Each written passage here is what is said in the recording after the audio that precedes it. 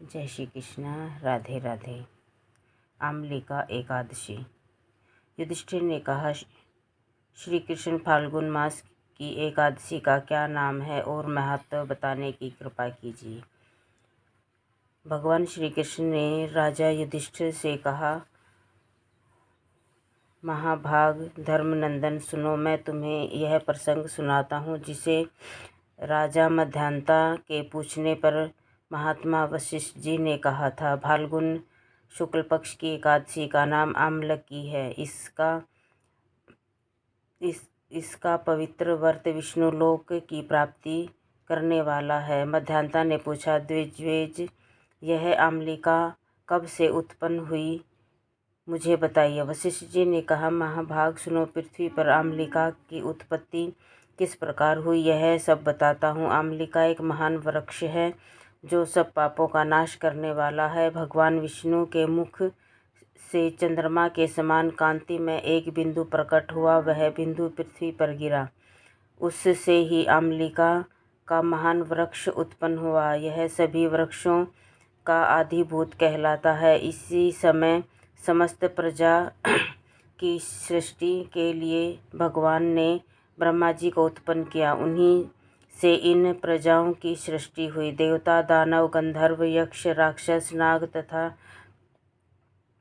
किन्नर, निर्मल आदि अंत करने वाले महर्षियों को ब्रह्मा जी ने जन्म दिया। इसमें से देवता और ऋषि उस स्थान पर गए जहाँ विष्णु प्रिया आमलिका का वृक्ष था।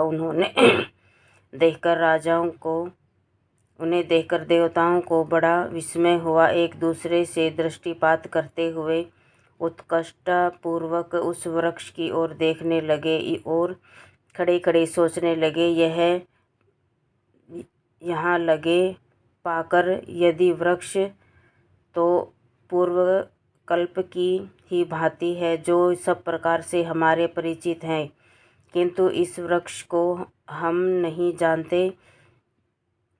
उन्हें किस प्रकार चिंता करते देख आकाशवाणी हुई, महर्षियों, यह सर्वश्रेष्ठ आमलिका का वृक्ष है जो भगवान विष्णु को प्रिय है। इसके स्मरण से गोदान का फल मिलता है, स्पर्श करने से 2 गुना फल, वर्षण करने से 3 गुना पुण्य प्राप्त होता है। इसलिए इस सदा प्रयत्न पूर्वक आमलिका का सेवन करना चाहिए। यह सब पापों को हरने वाले वैष्णव वृक्ष बनाया गया है। इसके मूल में विष्णु, ऊपर ब्रह्मा, स्कंद में परमेश्वर भगवान रुद्र, शाखाओं में मुनि, टहनियों में देवता, पत्तों में वसु, फूलों में मरुदगण तथा फलों में समस्त प्रजातियां वास करते हैं। आमलिका की सर्वदेवमयी बनाई गई है।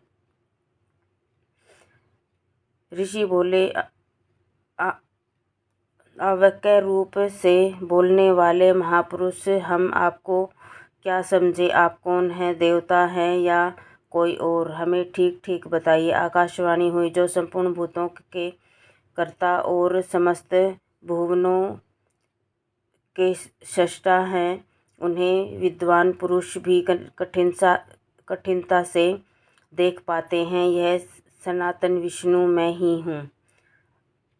देवाधिदेव भगवान विष्णु के कथन को सुनकर इन ब्रह्म कुमार ऋषियों ने नेत्र आश्चर्यचकित हो उठे। उन्हें बड़ा विस्मय हुआ और आदि अनंत रहित भगवान की स्तुति करने लगे। ऋषि बोले, संपूर्ण भूतों के आत्मभूत आत्मा तथा परमात्मा को नमस्कार है। अपनी महिमा से कभी अच्युत न होने वाले अयुक्त को नित्य प्रणाम है।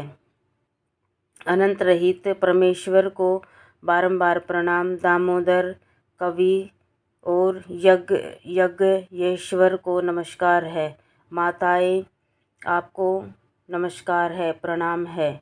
आप विश्व के स्वामी हैं, आपको नमस्कार है। ऋषियों ने इस प्रकार स्तुति करने से भगवान श्री हरि संतुष्ट हुए और बोले, महर्षियों, तुम्हें कौन सा अभीष्ट वरदान दूँ। ऋषि बोले, हे भगवान, यदि आप संतुष्ट हैं तो हम लोगों के लिए कोई ऐसा व्रत बतलाइए जो स्वर्ग और मोक्ष रूपी फल प्रदान करने वाला है। श्री हरि विष्णु महर्षियों फाल्गुन शुक्ल पक्ष की आमलिका एकादशी में आंवले के वृक्ष के पास जाकर वहीं रात्रि जागरण करना चाहिए। इससे मनुष्य सब पापों से छूट जाता है और सहस्त्र गोदान फल का प्राप्त होता है। विप्रगण, यह व्रतों में उत्तम व्रत है जिसे मैंने तुम्हें बताया गया है। ऋषि बोले, भगवान, इस व्रत की विधि क्या है? भक्ति युक्त से जागरण करें। नृत्य, संगीत, वाद्य, धार्मिक उपन्यास, उपाख्यान तथा विष्णु संबंधिनी वार्ता कथा आदि द्वारा रात्रि व्यतीत करें। इसके बाद भगवान विष्णु के नाम लेकर आंवले की 108 परिक्रमाएं या 28 परिक्रमा करें। फिर सवेरा होने पर श्री हरि की आरती करें। ब्राह्मण की पूजा करके एकादशी का पूजन करने के लिए लाई गई सामग्री उन्हें देवें।